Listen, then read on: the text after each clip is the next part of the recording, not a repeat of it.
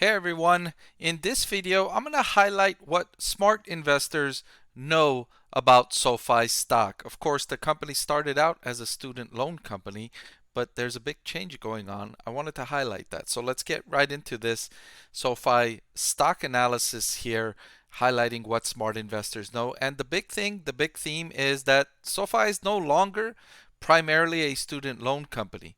In the first quarter, 2.9 billion of its total 3.6 billion in loans that were originated were personal loans, not student loans. On the balance sheet, 9.6 billion of the total 16.2 billion in loans are personal loans. Now, the difference between what they originated in the most recent quarter and what they have on the balance sheet is an accumulated total. So on the balance sheet, what SoFi has is the accumulated total of all of the loans that it's made and it's still holding on to, where people still need to pay them back. So it has that debt, it's owning that debt, and it's servicing that debt, and people need to pay it. That means if people don't pay, then SoFi loses that money. So SoFi is on the hook, either for the good or for the bad. Now, the good news is that SoFi focuses on extremely high credit score borrowers in the upper 700s. So SoFi doesn't go bottom feeding looking for anyone that is willing to take out a loan. They don't do that. They're focused on the high-end borrower, the one that is most likely to pay back their loans. So even though SoFi has a lot or a majority of personal loans now instead of student loans, the risk of that is somewhat alleviated because SoFi is focusing on higher quality borrowers. Also, there's still uncertainty around how the end of the student loan payment pause in the US will impact originations at SoFi. So SoFi got a good ruling from the Supreme Court that ruled that the Biden administration's attempt to cancel student loan debt up to $20,000 per individual was unconstitutional, and so people are still going to be on the hook for their student loans. Now, why do I say it's good news for SoFi? Well, because SoFi is in the business of refinancing and making student loans. So the more balances people have on their student loans, the more opportunity there is for SoFi to offer these individuals a refinance opportunity to come over, bring your loan over to SoFi. But there's a lot of uncertainty because SoFi, it's not like SoFi can offer these borrowers, a much lower interest rate, or, there is no there's not really a compelling reason where folks come over and refinance their student loan with SoFi. If anything, keeping your loan with the government, if you started out with the government loan, you can probably get more favorable terms, more favorable payback terms than if you were to refinance into a private loan. So there's still uncertainty around that.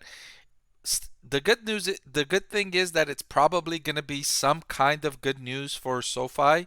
It just depends the magnitude of how good it will be. What will be the amount of influx of borrowers SoFi will attract now that the payments are likely to restart around October. So it's just around the magnitude. How many new customers will they get? So let me show you this chart here. It's SoFi's latest quarter, and going back all the way to 2021, their loan originations. And you can see here, if I could grab your attention over here, for the first quarter of 2021, they made $2.5 billion in loans, and the highest segment was student loans at $1 billion, personal loans only $800 million, and home loans 735,000. Or 735 million, I'm sorry.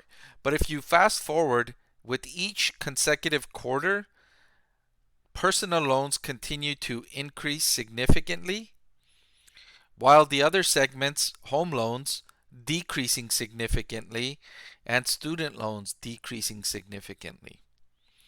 So for me, the more troubling one is that home loans are decreasing. Home loans, in my opinion, are the most favorable types of loans to make because you have that collateral in the home. So if your borrower doesn't pay back, You can foreclose on the property and recoup your costs. The other two are a little bit less certain in terms there's no collateral.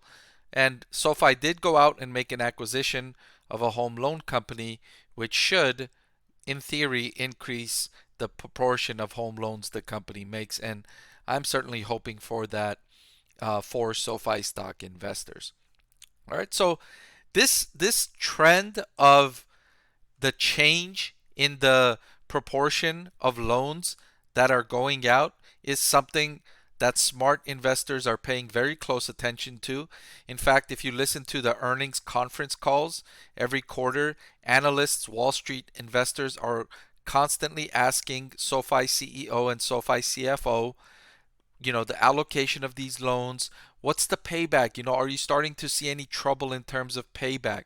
Are you starting to see an increasing rate of defaults? What's going on there? So this is something that smart investors are definitely paying attention to, those that are interested in SoFi stock. But that's all I've got for this video. Thank you so much for watching. I want to thank the Motley Fool for sponsoring this video. Visit fool.com/Parkev for the 10 best stocks to buy now.